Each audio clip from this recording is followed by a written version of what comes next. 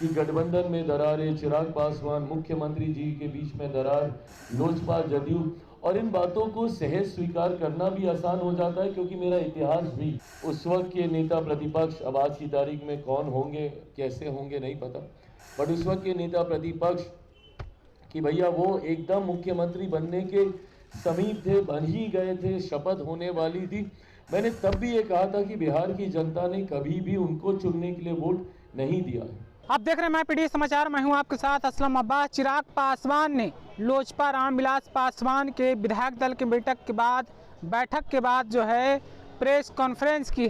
अब press conference करके चिराग पासवान ने राजद पर, तेजस्वी यादव पर जोरदार हमला बोला है। क्या क्या चिराग पासवान बोले हैं राजद को लेकर, जंगल राज को लेकर, नीतीश कुमार को लेकर, पहले आप सुनिए। चिराग अगर 4-5 सीटें भी इसमें से जीत जाएंगे तो बहुत बड़ी बात होगी। एंड मोर और लेस अधिकांश एग्जिट पोल ने भी वैसा ही दिखाना शुरू किया, जहां पे हम लोगों को दहाई के आंकड़े तक भी लेकर जाने में कई एग्जिट पोल की सांस फूलने लगती थी। बहरहाल मैंने हमेशा इस बात को कहा कि मैंने चुनाव सर्वे के आधार पर नहीं, मैंने हमेशा चुनाव अपनी मेहनत के आधार पर लड़ने का काम किया।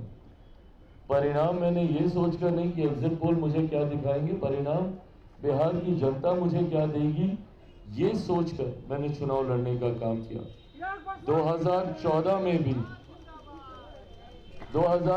में भी मात्र एग्जिट पोल, जब हम लोग 7 सीटें लड़े और 6 जीते थे, तो एग्जिट पोल मात्र 2 सीटें दिखा रहा, और कुछ जगह तो ये कह के दिखाई जा रही थी कि बस बाप बेटा ही, ये वर्ड इस्तेमाल किया गया था कि बस बाप बेटा अपनी सीटें जीतेंगे, जमुई से चिराग और हाजीपुर से मेरे नेता।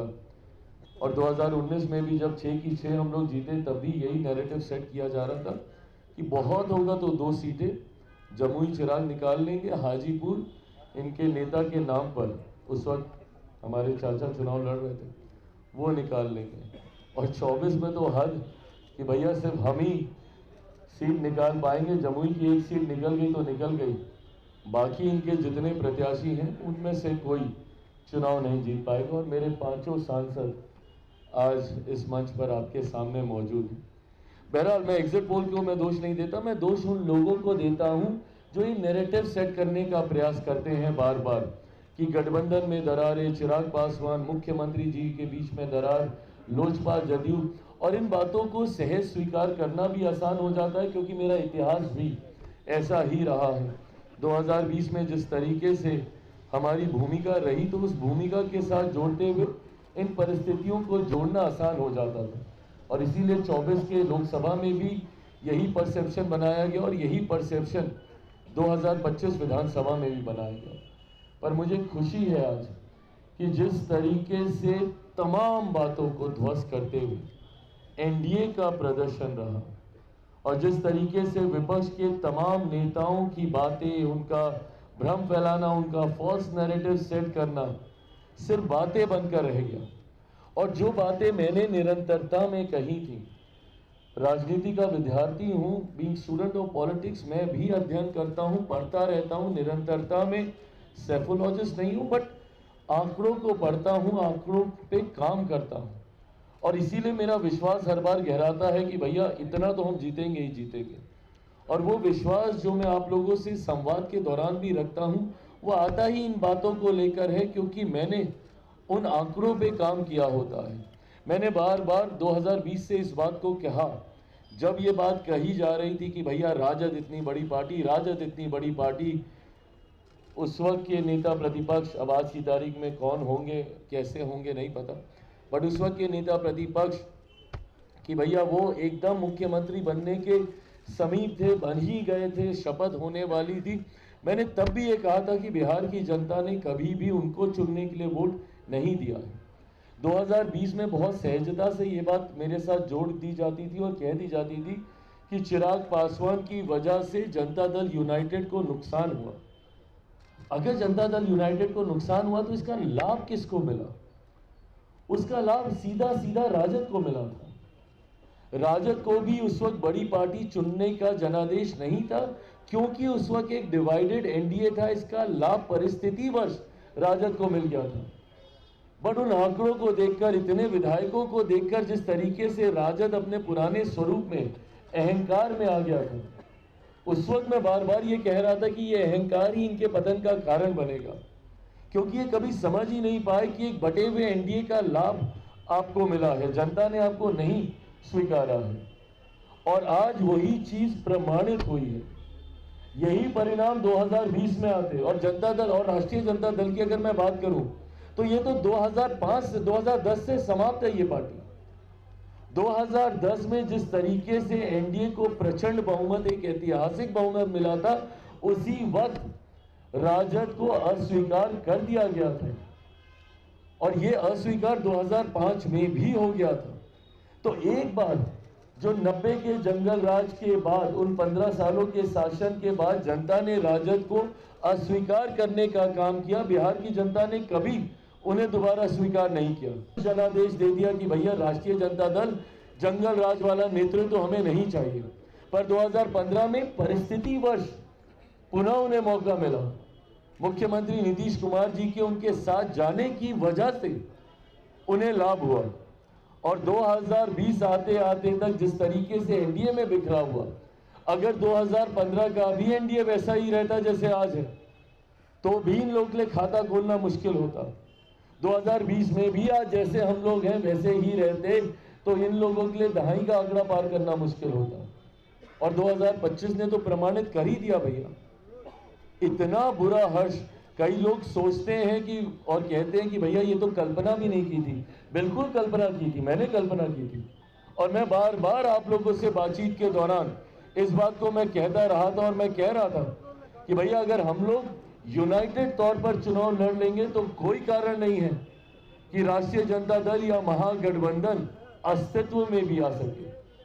और इस बार जिस तरीके से इनकी बुरी करारी हार हुई है, ये दर्शाता है कि जिस तरीके से महागठबंधन राष्ट्रीय जनता दल को बिहार की जनता आज से नहीं दशकों से नकार चुकी है, पिछले 20 साल से नकार चुकी है। ये सिर्फ एक भ्रम बना हुआ है, और इस बार तो भ्रम यहां तक टूटा कि जिस एमवाई समीकरण की ये लोग बात करते थे, इस बार तो वो एमवाई समीकरण तक ध्वस्त हुआ है। और इस बार कई ऐसे एम हैं एक बड़ी संख्या में जिन्होंने हम लोगों का साथ देने का काम किया, जो मुख्य धारा के साथ जुड़ना चाहते हैं, और कई ऐसे वाई के साथी भी हैं जो इस बात को समझ गए भैया कि वाई का मतलब सिर्फ एक परिवार है महागठबंधन में। वाई का मतलब मुख्यमंत्री भी मैं, मेरे जेल जाने के बाद मेरी अर्धांगिनी, अगली पीढ़ी आएगी तो मेरा बेटा, सांसद बनने की बात आएगी तो मेरी बेटी, कोई भी लाभ मिलने की बात होगी तो मेरा परिवार। तो वाई भी इस बात को अच्छी तरीके से समझ गए। आज उसी समाज से आने वाले मेरे कई विधायक आप सबके पीछे यहाँ पर मौजूद हैं।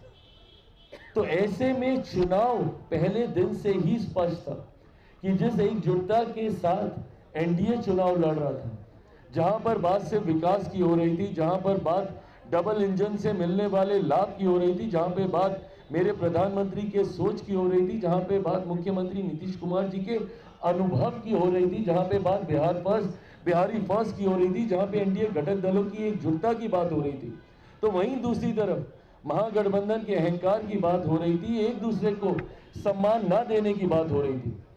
आप बताइए भैया, ये कौन सहज स्वीकार करेगा कि इतनी माथापच्ची के बाद, हाथ पांव जोड़ने के बाद, एक दूसरे को आंख दिखाने के बाद तो आपने मुख्यमंत्री के चेहरे पे सहमति दी।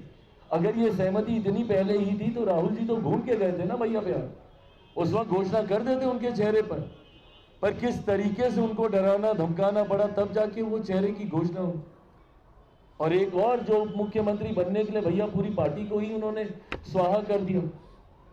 और उस पर भी अहंकार उस गठबंधन का देखिए कि जनादेश अभी तक आया नहीं था, और 18 तारीख को हम शपथ लेंगे, 18 तारीख को हम शपथ लेंगे। ये लोकतंत्र की भाषा नहीं है, ये अहंकार की भाषा है, ये तानाशाही की भाषा है। और जिसको 90 के दशक के बाद जनता ने नकारा, तो आज तक उन्होंने कभी स्वीकारा नहीं।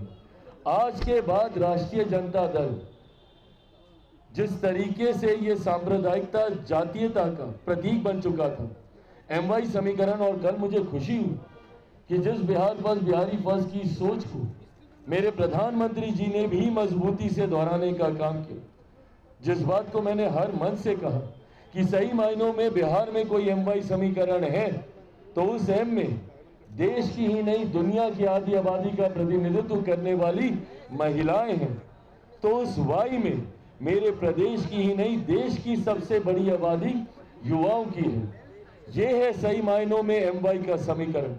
कल प्रधानमंत्री जी ने भी इस बात को मजबूती से कहने का काम किया। इस एमवाई समीकरण के साथ आने वाले दिनों में हमारी सरकार कार्य करने का काम करेगी, जहां पे जात पात धर्म मजहब से उठकर एक समावेश की सोच के साथ, जिसमें बिहार फर्स्ट बिहारी फर्स्ट का मजबूत समर्थन आप सबको देखने को मिलेगा।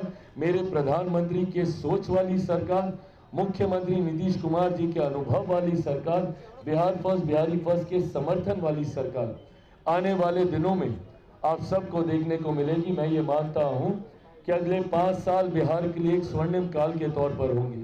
पिछले साल सवा साल में हम सब ने अनुभव किया कि कैसे मेरे प्रधानमंत्री के लिए बिहार प्राथमिकता है। देश का प्रधानमंत्री साल भर के भीतर 12-13 बार बिहार आते हो।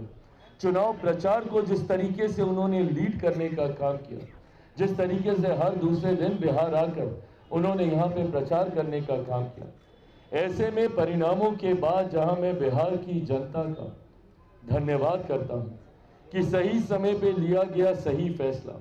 आज की तारीख में बिहार में जरूरत है इस डबल इंजन की सरकार की, तो वहीं मैं मेरे प्रधानमंत्री का धन्यवाद करता हूं, जितनी मेहनत उन्होंने चुनाव प्रचार में करने का काम किया। तो अभी आपने चिराग पासवान को सुना है, उनका साफ साफ कहना है कि राजद को जनता ने 1990 के दशक में नकार दिया और राजद परिवार जो है यानी कि लालू यादव की जो पार्टी है वहाँ सिर्फ खुद पत्नी, बेटे और बेटियों का परिवार रह गया।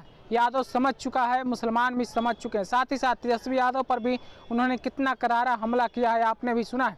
फिलहाल आप अपनी राय क्या रखते हैं चिराग पासवान के इस बयान के बारे में कमेंट में हमें ज़रूर बताइएगा। आपका बहुत बहुत धन्यवाद।